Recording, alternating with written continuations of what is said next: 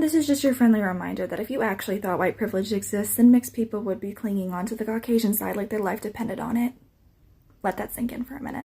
In all honesty, I feel like this is a good, solid beginner's conclusion. I feel like, if somebody is new to really learning about race and racism and stuff, this is a logical conclusion to come to, right? So I'm going to explain why this makes no sense. Now, clearly, this woman was not actually attempting to be legitimate. She clearly thought it was like a zinger or whatever, but I am going to explain this to the people who are out there legitimately attempting to unpack this stuff.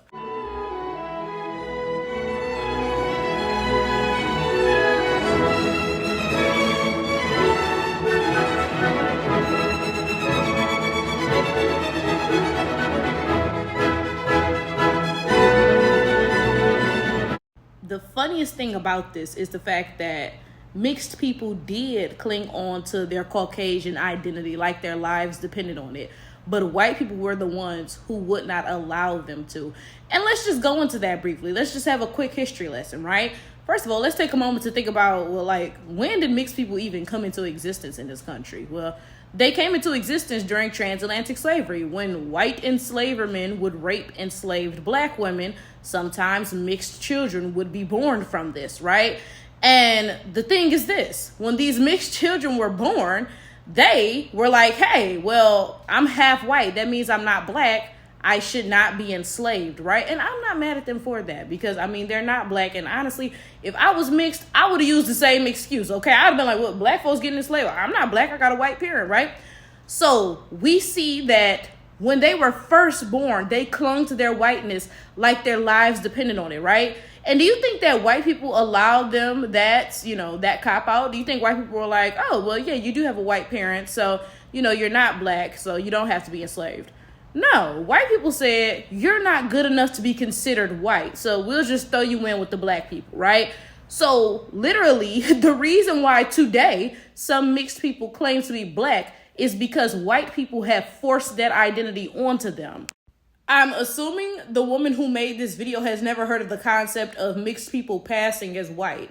Sometimes a mixed person is born and they look like a white person, it happens sometimes. And when that would happen, those people would pass into white society and black folks would never hear from them again. That's just the honest to God truth, right? So this white woman made this video talking about, if white privilege exists, why aren't mixed people clinging to their Caucasian side like their lives dependent on it? They have been doing that for centuries, right? The only time that they don't do that is when white people catch them and don't allow them to. White people literally invented the concept of the 1-drop rule. Somebody could be white, not mixed. I'm talking white. They may be 1/16 black or something. A great, whoever grandparent is black. And white people would consider them black, because they said blackness is so inferior and polluting that it destroys you forever, right?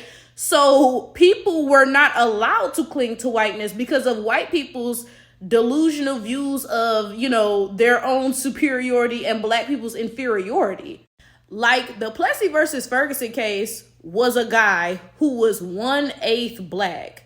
And if you do the math, that's 12.5% black. For reference, I am 14% white. I am whiter than that man was black. I'm sure everybody's looking at me and can clearly see that I'm black, right? Don't nobody care about that little drop of white, right? So that was a literal white man. Don't nobody care about that little drop of black, right? Right? No, clearly not. Okay, so white people forced him to sit in the colored car, even though he was also a white man, okay?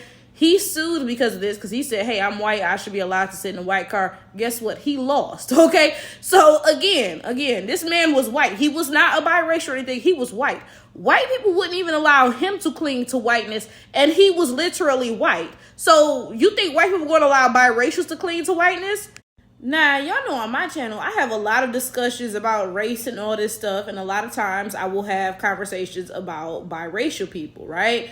And something that I've complained about is how when white people don't accept biracial people, they turn to the black community and expect us to basically pretend they black to make up for white people not accepting them as white, right? So you'll notice biracials grow up and they try their hardest to be white. And then finally, when they realize white people are never going to accept them, then they're like, okay, well, I'm black now. And they pretty much think black people just got to be like, yeah, okay, sure, you're black. Oh, okay, whatever, right? But my point is this. I complained about this many times. I don't like the fact that the black race is basically rejects for everybody. I'm not just talking about biracials. I'm talking about everybody. When white people or whoever else don't accept them, they get thrust onto the black race. We are like a last resort for these people, right? But then you notice that in our community, these people are treated better, okay? So if somebody half white or half Asian or whatever comes into the black community, they're put on a pedestal because of their proximity to whiteness or non-blackness in general. So it's very funny to see a white woman sitting here talking about this and she don't actually know anything about any of the situation. This is the reality. If I were to have a child with a white man, which I wouldn't, the child more than likely would not look like me, and it more than likely would not look like the white man. It would, most probably look like a mixture of the two of us, right? So like 9 times out of 10, the child is not going to come out with dark skin and kinky hair. It's probably going to be lighter skin with a looser hair texture, right? And this is the reality. When somebody like that is in the black community, they are put on a pedestal because of their proximity to whiteness. That is where all of these concepts of colorism and hair texture discrimination and all of this stuff comes up. It comes from the fact that some of these people who are being thrust onto our community are not actually really black, right? And they have a proximity to whiteness based off the fact that they all mixed up with it. And that whiteness is viewed as better because of Eurocentric standards of beauty. Like, there's all of this stuff going on in the black community, and this brain dead white woman didn't even peep it. This is my thing. If you don't know what you're talking about, just be quiet. like she's sitting here so oblivious to Eurocentric standards of beauty because she's white. So it's like she's not being compared to anything.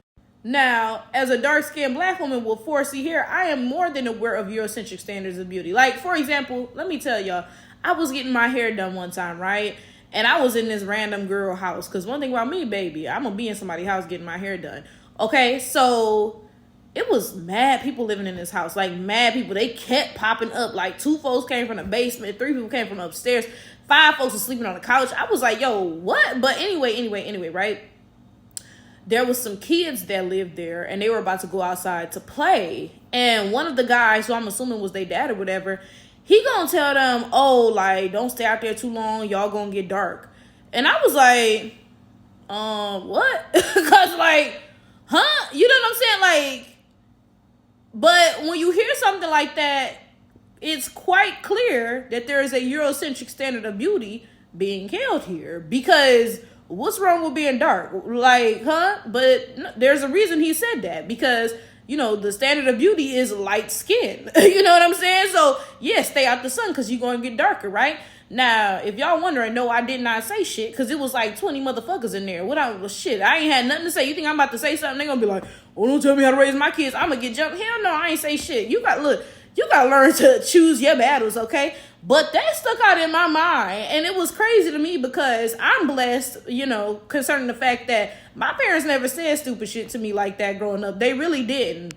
It's crazy how white people, not even just white people, it's crazy how people, period, get to be, like, completely oblivious to things that don't affect them. It's crazy because I attempt in my life to try to pay attention to things even if they don't affect me. Like, something I've spoken about is how I try to pay attention to, like, disability awareness. Like, when I'm outside, I be thinking, like, this would not be accessible to a person with mobility issues or, like a visual impairment or whatever, right? Like, I try to pay attention to stuff like that, even though it does not directly affect me, right? So it's crazy to me how people could just go through life just not paying attention to nothing going on around them because it may not pertain to them directly. Like, this white girl really went and posted this, and she's completely oblivious to her history, the history of this country, just everything. And this is why white people are so against critical race theory, because they want to be able to say stupid shit like this and not have nobody correct them.